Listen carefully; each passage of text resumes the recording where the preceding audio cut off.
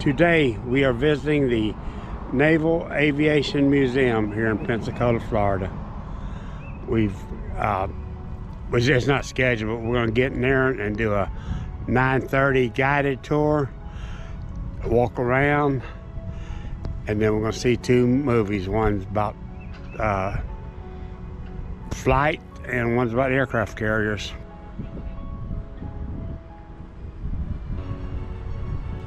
We have some outside displays, a couple outside displays here also. Of course, this aircraft here with a sailor. Unless the guy soon, I don't think officers wore the Cracker Jack. We used to call them Cracker Jacks. I still do. Well, it's actually a sailor on the box of Cracker Jacks. I've got a craving for Cracker Jacks. It's a yellow shirt. He's a heart of the flight deck. He'd be wearing a yellow shirt. They have different jerseys he wears. He'd be yellow.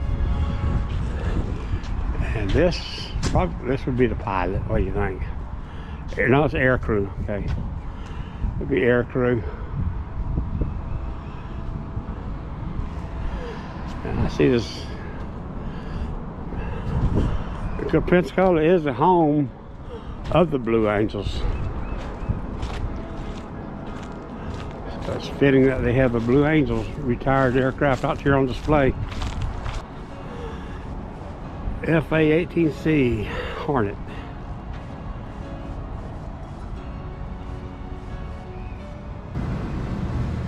This is what it'd be like if you're on a flight deck watching the planes down to land.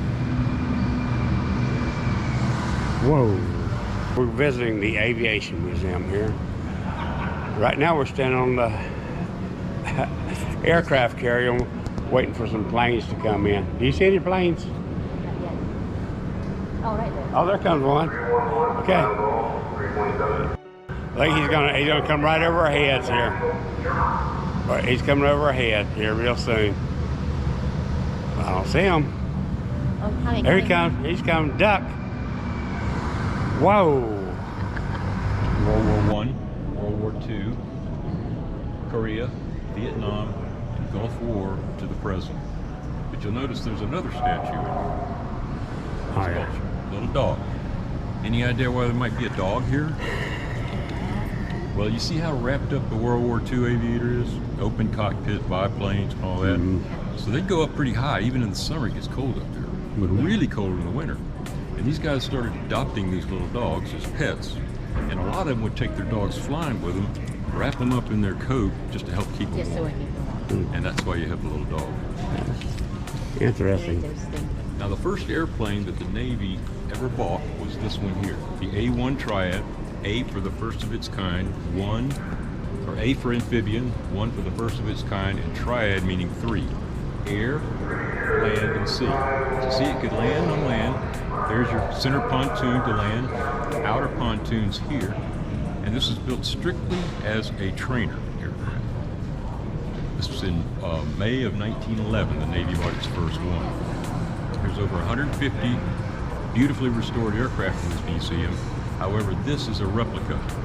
It is not a restored aircraft because they crashed all of them, training these young naval aviators how to fly. But built strictly as a trainer. So if you'll see the engine up here, this was developed by Glenn Curtiss. The Wright brothers were approached by the Navy. They said, we don't do float planes. So Glenn Curtiss said, well, I'll build one for you, and this is what he came up with. It's a small engine, 65 horsepower engine, a pusher type propeller, and it seated 2 pilots, the instructor in this seat and the student in that seat. And you see the wheel, as soon as the instructor felt confident enough that the student could fly, he switched the wheel over to the student. And the student would start learning how to fly. The first thing they did is just let them fly around a little bit, then they started teaching them how to land and take off. I'm going to go a little bit more detail on that screen that you see. That's a mock-up 1/5 scale. So that's what his tow bar is going to go down into. That's an F-35. So it lowers tow bar into that shuttle. Then they're going to raise this thing called the jet blast deflector. And that's when he goes into full power. The exhaust won't be hitting the aircraft behind him. He's going to wipe out his controls. He's going to be given the signal for power. He goes into full afterburner. And they push that button and off he goes. 2.8 seconds, 165 miles an hour. It's the ride of your life. Never got over. I love it. I love doing it. Right, it is. You could put airplanes on ships. So they took this little USS Birmingham cruiser in Chesapeake Bay, and they built a flight deck. Yeah. About 83 feet long and about 30 feet wide. And they craned this aircraft on the ship while it was tied up at the dock, and they steamed out to the Chesapeake Bay. And Mr. Curtis got this young man named Eugene Ely to be the pilot. He'd only been flying for about a year, but he was young, he was very, very confident in his ability to do it. Look what he's wearing around his neck. You know what those are? Floater. Flatter. I mean, a floating device. Like, Yes, it like, is. like a pool noodle. It's a life preserver, yeah, but he made it out of bicycle tubes, Oh. bicycle inner tubes, because he wasn't a very good swimmer. At any rate, he gets on the ship, they steam out to the Chesapeake, drop the anchor. He goes down and has lunch with the captain. He says, "Sir, the weather's getting kind of bad. I think maybe I should go ahead and launch." So he comes up, mans up his airplane, gets the engine going. The ship is still at anchor. So the ship needs to be going with wind over the deck to get the airplane more lift. Well, he sees another rain shower coming in, so he goes at full power and takes off. What he does is he goes right straight to the water, he pulls up, but his left wing hits the water, damages his wing. He gets it back up in the air, but he can't keep flying it that way. So he goes to this little island out in the Chesapeake called Willoughby Spit and lands on the beach. The lady runs out and says, "What happened? Are you okay?" He says, "Yeah, I'm okay, but there goes my flying career."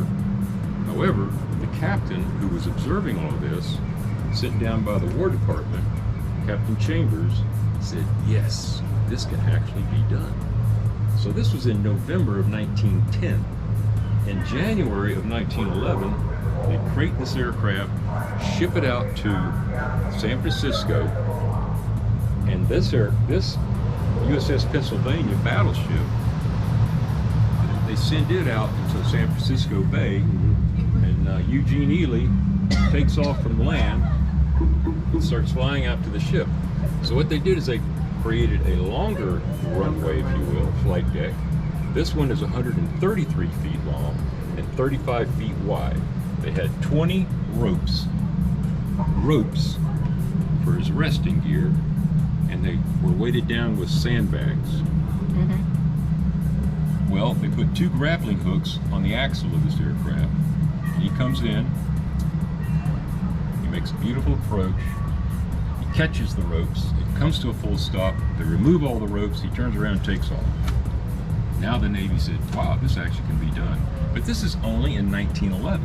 The Navy didn't get its first flat top, if you will, carrier until 1920. This is what they came up with. This was after World War I. And now all the navies of the world are coming up with this idea about aircraft carriers where airplanes could take off and land on a ship. There were 4 navies developing this concept: the United States, England, France, and Japan. And they were all coming up with this concept as well. What the Navy did, this is in 1920, is they took a collier, which is a coal carrier, carries coal, USS Jupiter. They took the superstructures off and they built this wooden flight deck. Nobody flew off of ships, all land-based, Navy, Marine, Army, and they called this, by the way, the American Expeditionary Force. Again, sending our pilots over to help in the war effort, but also, just as importantly, so they could learn how to fly these combat aircraft. But you see how wrapped up they are? Yeah. Tiny little engines, didn't put out a lot of heat, and so they really had to wrap themselves up. You see the white scarf? Now what do you think that's for? Do you think that's a fashion statement? Makes him look cool? Is the signal, I guess, the code? No, that's pretty good though. I have no Well, guess. I'll explain that to you when I show you the sock with camel while they're wearing these white scarves. They're actually made out of silk because they're just starting to develop parachutes. Not quite yet, but they started developing these things and they rip up these silk sheets and tie them around their necks. When they go flying, they put these kerchiefs over their mouth and nose. And I'll explain that to you why when we go over and see the sock with camel. But we'll go ahead and continue with this French-built aircraft here, the Newport 28.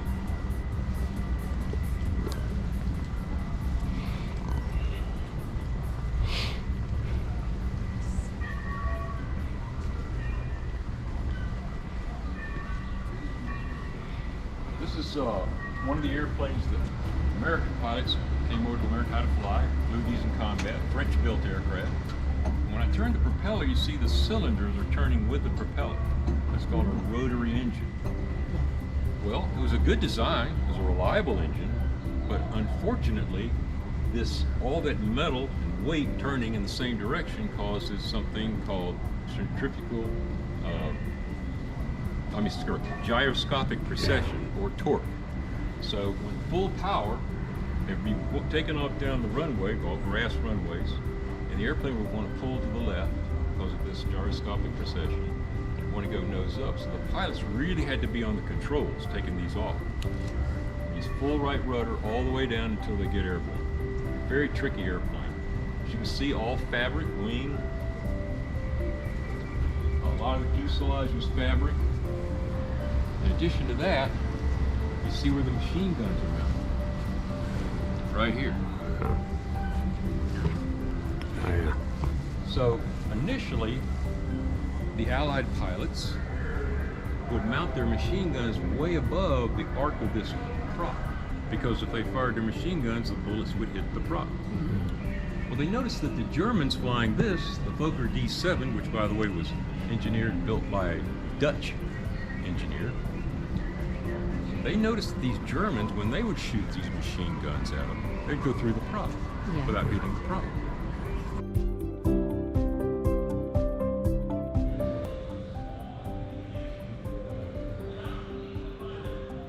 And that's walking on the moon, I guess. Oh, no, you can't go on there. Or can you? I think you can. I don't know. Watch your step.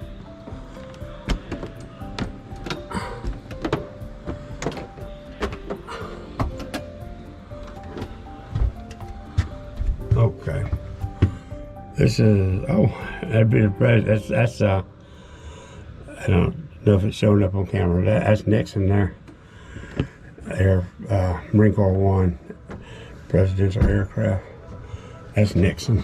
This is the one that they moved from, it's like White House to the airports that we went to, right? And leasing. Yeah, short distances. Yeah. That's Nixon sitting up there. We did a guided tour, which there's only two of us in it. It's very educational. Guy was very knowledgeable. He used to fly in the Navy. Yeah. But now we're on the railing of the second deck here. It's a different view.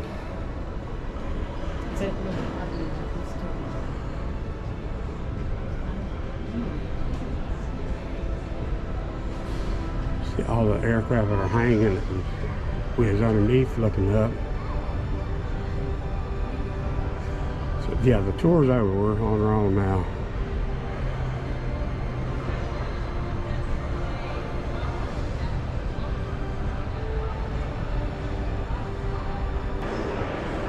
Okay, I'm with you. This is Is it a pilot? It's not a pilot. no, these are, well, they're suspended. The Blue Angels are suspended from Philly here. And all that noise is because they have a ceremony starting down here. I think graduation or something for some of these people.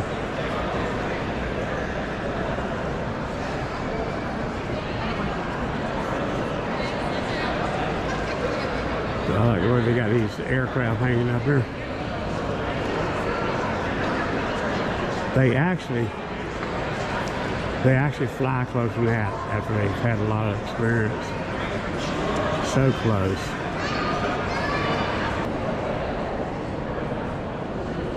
Well, sorry, there's people down there.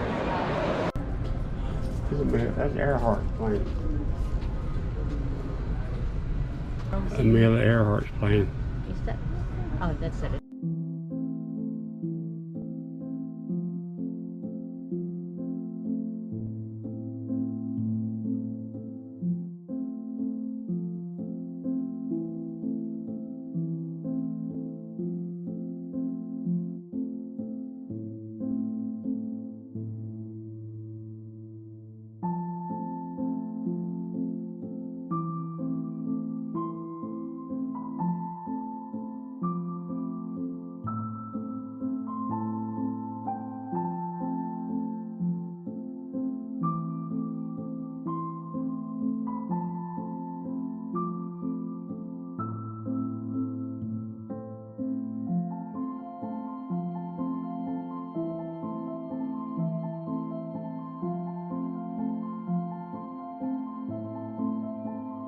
We're aboard Pensacola Naval Base, and Fort Barrancas is also here.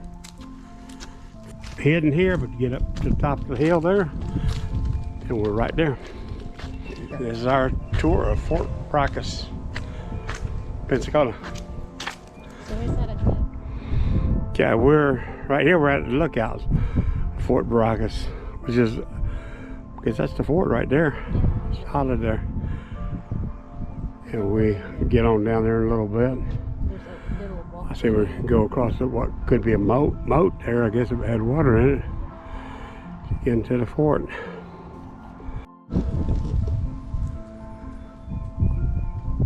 We just came down from the overlook. Now we're going to go towards the entrance to the fort.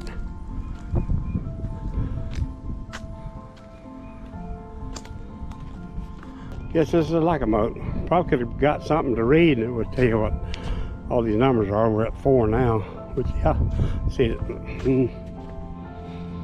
Probably a drawbridge. Yeah.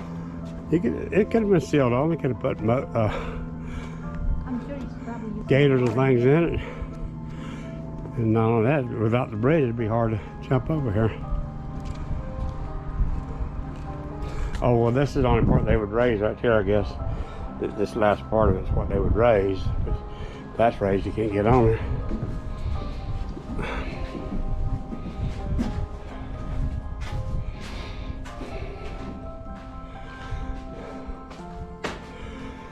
Okay, first room source.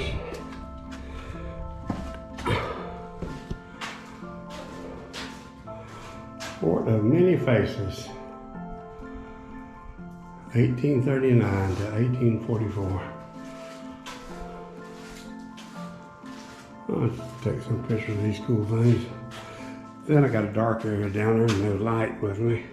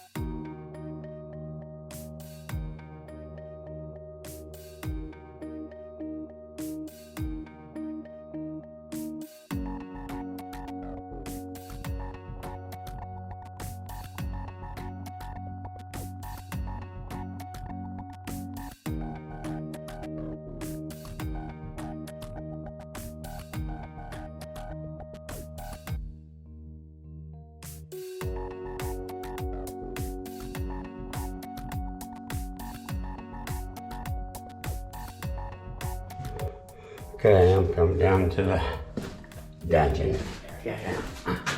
Darker area. You got slots here where you can fire your rifles up to somebody trying to come over the wall back there. Oh, not the war. It's like powder with that. I don't know. Lean and Rad, Baltimore, Minnesota, Cannon. Probably gunpowder or something. Inside that square.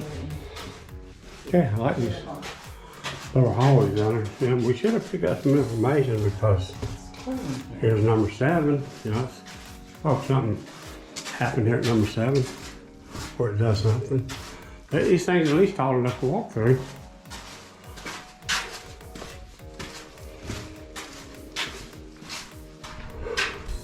We'll have to go all the way back. Oh my gosh.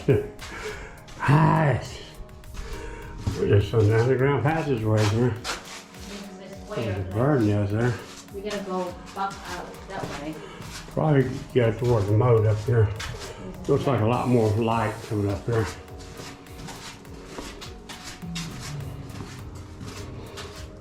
Gosh. Now we're going back to the main one when we first came in. It was like everywhere we came in at, went through that door up there. Should have come down here. Well, there's got to be more than one way in. You would have one way out.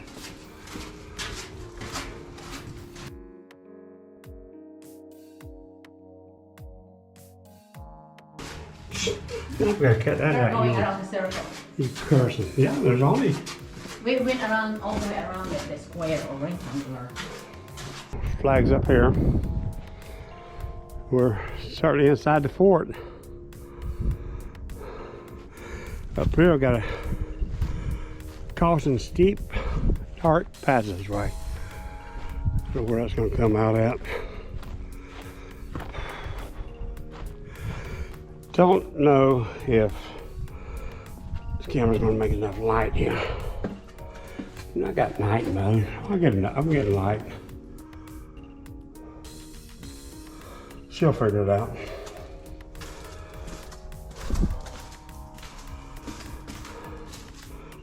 We'll probably come back this way. Gotta have that on so I'll see what. Let's start the camera. GoPro. Yeah, no, I'm saying it's the same whoa. way. You have to go all the way down. I don't know if we stepped someone up, but we're still going down. Yeah. This is Okay. Oh, I saw that. I was told there's a bat up here. The way I like it, there's not that much dark. Okay, sweetheart, I need to keep going because I don't want to poop on your head. We don't walk under them. We'll probably only take a 1/4 inch of space to sleep in. He's hogging the whole time over.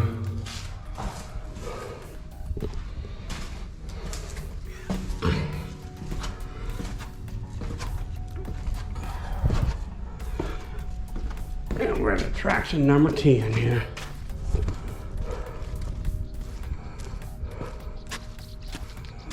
We gotta walk. Okay, I'm going back up this way.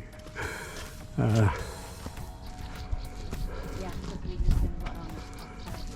Probably will. it's another dark area. Yeah, I like dark areas. But it's closed.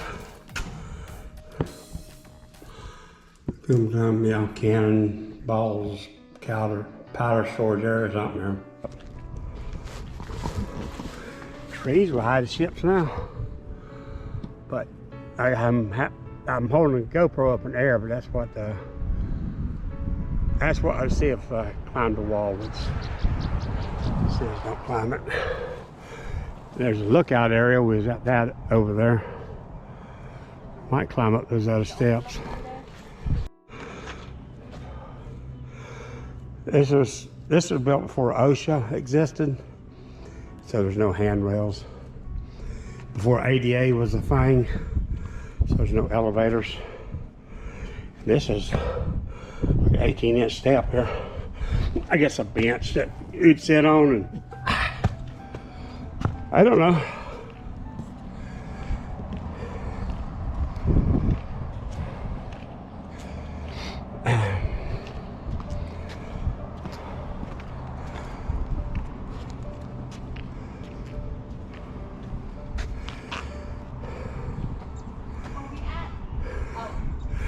We're up here on this part of it. I guess up there is where we... There's a step down there. Yeah. Yeah, you go through a tunnel down there. That's where the tunnels we was walking through in that part of it up there. It's just